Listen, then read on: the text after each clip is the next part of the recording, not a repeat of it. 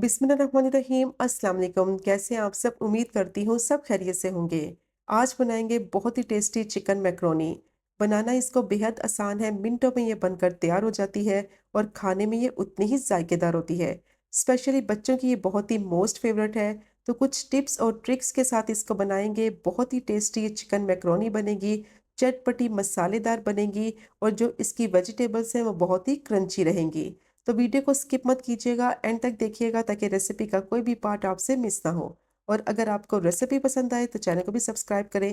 तो चलिए शुरू करते हैं इसको बनाना। मैक्रोनी को बॉईल करने के लिए पानी मैंने गर्म कर लिया है और जैसे ही पानी अच्छी तरह से उबलने लगेगा तो इसमें डालेंगे 2 टीस्पून नमक और 1 टेबल स्पून इसमें कुकिंग ऑयल डालेंगे और अच्छी तरह से इसको मिक्स करेंगे। और नमक और कुकिंग ऑयल उस वक्त इसमें डालना है जब पानी अच्छी तरह से उबलने लगे। उबलते हुए पानी में जब दोनों चीज़ों को डालेंगे तो अच्छी तरह से ये पानी में मिक्स हो जाएंगे। अब जैसे ही ये दोनों चीज़ें पानी में मिक्स हो जाएंगी तो अब इसमें डालेंगे मैक्रोनी। तो 2 कप मैंने एल्बो शेप की मैक्रोनी ली है। आपकी मर्जी है, जो शेप आपको पसंद है मैक्रोनी की आप वो यूज़ कर सकते हैं। अच्छी तरह से इसको मिक्स करेंगे और मिक्स करने के बाद इसको मीडियम टू हाई फ्लेम पे उबलने के लिए रख देंगे ताकि मैक्रोनी जो है वो अच्छी तरह से बॉयल हो जाए और सॉफ्ट और टेंडर हो जाए। तो पैकेट के ऊपर इंस्ट्रक्शन लिखी होती है, उसको भी आप फॉलो कर सकते हैं। 7 से 8 मिनट हो गए थे इसको पकते हुए। तो मैक्रोनी बहुत अच्छी तरह से देखिए पक गई है। इस तरह से जब मैक्रोनी सॉफ्ट हो जाएगी तो इसका मतलब है ये बिल्कुल रेडी हो गई है। और अभी मैं तोड़ के भी दिखाती हूँ, ये बहुत ही ज़्यादा सॉफ्ट और टेंडर हो गई है। अब मैक्रोनी का जो पानी है वो मैं फेंक दूंगी। इसको अच्छी तरह से छान लेंगे और साफ पानी से अच्छी तरह से 2 से 3 दफ़ा इसको धो लेंगे ताकि मैक्रोनी में जो स्टार्च है वो निकल जाए। और 1 टीस्पून इस पे कुकिंग ऑयल लगाएंगे ताकि मैक्रोनी आपस में चिपके नहीं। और इसको मैं साइड पे रखूंगी। अब मैंने यहाँ पैन लिया है, उसमें डालेंगे 4 से 5 टेबलस्पून कुकिंग ऑयल और 1 टेबलस्पून बिल्कुल बारीक चॉप किया हुआ लहसुन डालेंगे। और लहसुन को फ्राई करेंगे कम से कम 1 से 2 मिनट के लिए कि अच्छी सी इसमें से खुशबू आने लगे और लहसुन का जो कच्चापन है वो ख़त्म हो जाए। कम से कम 1 से 2 मिनट के लिए इसको ज़रूर फ्राई करना है। इससे एक तो फ्लेवर बहुत अच्छा आएगा और लहसुन में जो कच्चापन है वो भी ख़त्म हो जाएगा। अब देखें इसका कलर लाइट ब्राउन हो गया है और अब इसमें डालेंगे प्याज। एक मैंने मीडियम साइज़ की प्याज ली थी, बारीक मैंने उसको चॉप कर लिया था। अब प्याज को फ्राई करेंगे इतना कि प्याज का कलर ट्रांसपेरेंट ही रहे लेकिन प्याज थोड़ी सी सॉफ्ट हो जाए। तो मीडियम टू लो फ्लेम पे मैंने प्याज को भी फ्राई कर लिया है। प्याज का कलर देखें चेंज नहीं हुआ लेकिन ये थोड़ी सी सॉफ्ट हो गई है और इसका कलर भी ट्रांसपेरेंट ही है। अब जैसे ही प्याज सॉफ्ट हो जाएगी तो इसमें डालेंगे चिकन। 250 ग्राम मैंने बोनलेस चिकन ली है। इसके मैंने छोटे छोटे क्यूब्स कर लिए थे। अब चिकन को फ्राई करेंगे और चिकन को इतना फ्राई करना है कि इसका कलर जो है वो पिंक से वाइट हो जाए। और चिकन जैसे ही पकने लगेगी इसका पानी निकलेगा और इसको इतना पकाएंगे कि पानी इसका खुश्क हो जाए और चिकन अच्छी तरह से फ्राई हो जाए। तो चिकन का जितना भी पानी निकलेगा उसको अच्छी तरह से खुश्क करना बहुत ज़रूरी है। इससे एक तो चिकन में स्मेल नहीं आएगी और टेस्ट भी बहुत ही अच्छा आएगा। अब चिकन को मैंने फ्राई कर लिया है मीडियम टू हाई फ्लेम पे 3 से 4 मिनट के लिए और बहुत ही अच्छी चिकन में से खुशबू आ रही है और चिकन का पानी भी खुश्क हो गया है। चिकन अच्छी तरह से गोल्डन ब्राउन हो गई है। अब इसमें डालेंगे टमाटर। तो 2 मैंने मीडियम साइज़ के टमाटर लिए थे, बारीक टमाटर को मैंने चॉप कर लिया था। अब टमाटर डालकर अच्छी तरह से इसको मिक्स करेंगे। अब चिकन को गलने के लिए रखना है तो इसमें एक्स्ट्रा पानी नहीं डालेंगे।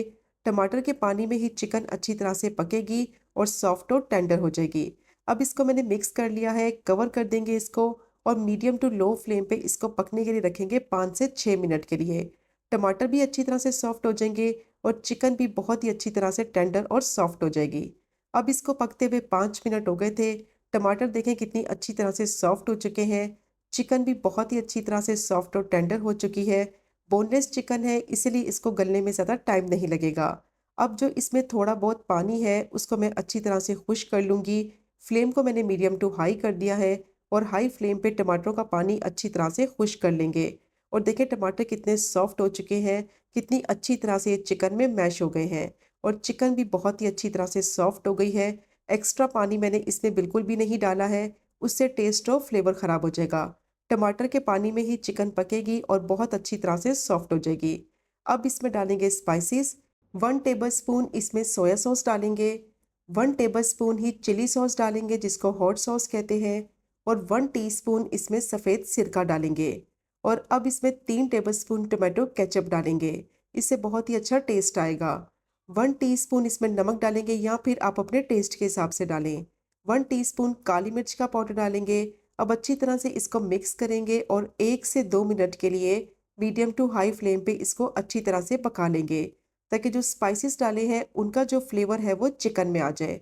तो अच्छी तरह से मैंने इसको कुक कर लिया है और अब इसमें डालेंगे गाजर। एक मैंने मीडियम साइज़ की गाजर ली थी, इसको मैंने क्यूब्स में काट लिया था और इसको डालकर अच्छी तरह से मिक्स करेंगे और इसको 1 से 2 मिनट के लिए पकाएँगे, ताकि गाजर जो है वो थोड़ी-सी सॉफ्ट हो जाए। तो गाजर को मैंने इसलिए सबसे पहले पकाया है क्योंकि ये गलने में थोड़ा टाइम लगाती है, इसीलिए इसको 1 से 2 मिनट के लिए मैंने पका लिया है। ये थोड़ी-सी सॉफ्ट भी हो गई है और देखिए इसका कलर भी ख़राब नहीं हुआ। अब इसमें डालेंगे 1 क्यूब्स में कटी हुई शिमला मिर्च और 1 टीस्पून कुटी हुई लाल मिर्च डालेंगे।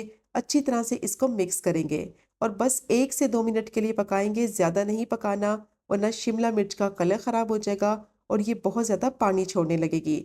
तो सब्जियों को ज़्यादा कुक नहीं करना, इनको थोड़ा-सा क्रंची ही रखेंगे।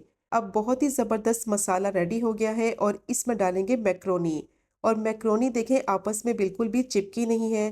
तो जो टिप्स मैंने आपके साथ शेयर की हैं उनको आपने ज़रूर फॉलो करना है।